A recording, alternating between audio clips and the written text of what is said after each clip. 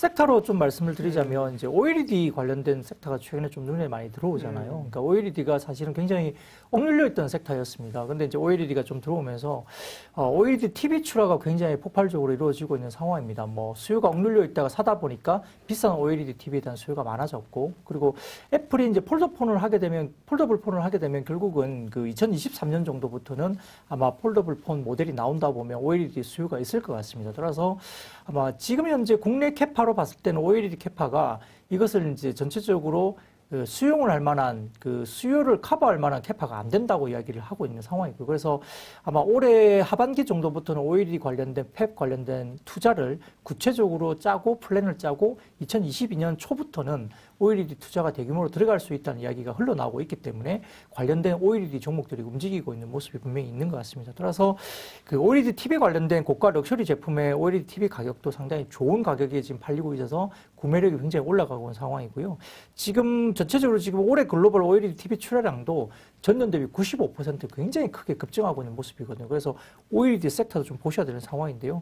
여기에 따라서 이제 뭐 LG전자라든지, 그 다음에 최근에 좀 오르긴 했지만 한솔케미칼, 실리콘웍스, 그 다음에 덕산네오룩스, 이런 그 OLED 관련 종목들도 실제로 좀 보셔야 되는 상황이기 때문에 좀 오르긴 했지만 아직까지도 연속성은 좀 있을 수 있다는 점에서는 OLED 섹터도 조금 눈여겨보실 필요가 있겠습니다. 네. LG전자는 어제 주총이 있었죠. 결국은 이제 지금 관심은 이제 MC 사업부 처리가 이제 생각보다 좀 어디 누가 사갈 사람이 있어서 더 팔고 빠지면 좋은데 그게 이제 녹록지 않아서 그런 노이즈가 좀 있는 것 같습니다. 주총에서 그 얘기는 확실히 얘기 안 했는데요. 뭐 4월에 이사회 열리면 좀 얘기할 것 같다고도 하고, LG전자 얘기 좀 해주시겠어요? 네. 그 LG전자는 말씀드렸듯이 이제 TV가 잘 팔리고 가전이 잘 팔리니까 네. 뭐 그쪽은 실적이 워낙 좋을 걸로 그렇죠. 보이고요. 예.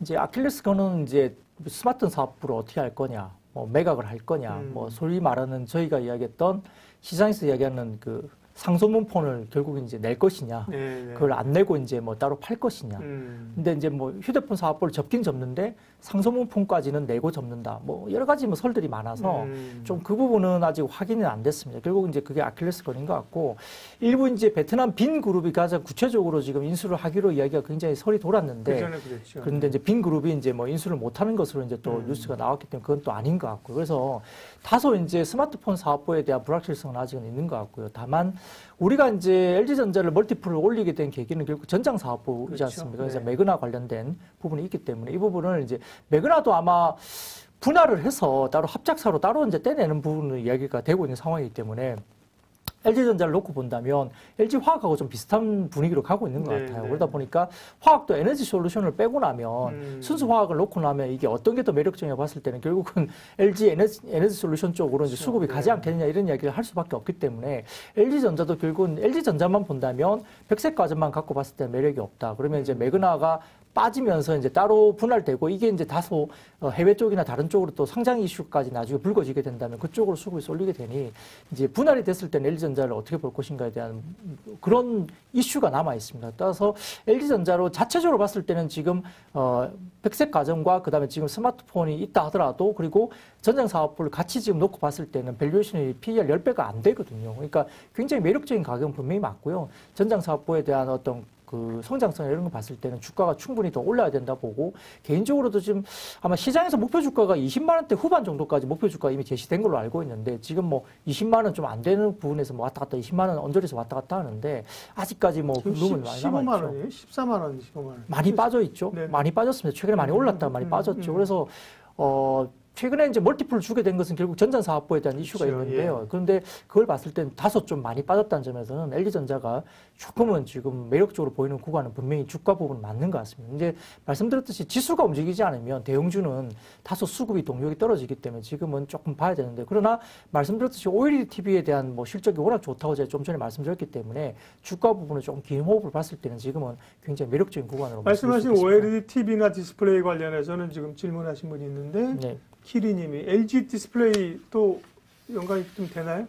좋죠. 네, 맞습니다. 근데 이제 우리가 말씀드렸던 LG 디스플레이는 이제 LCD 쪽이 좀 더 수주력이죠. 강했죠. 네. 근데 그쪽에서 OLED 넘어가지만 LCD가 이제 다소 이제 시장에서 폭발적으로 LCD가 잘 팔리면서 패널 가격이 올라가면서 상당히 실적이 좋았던 건 맞고요.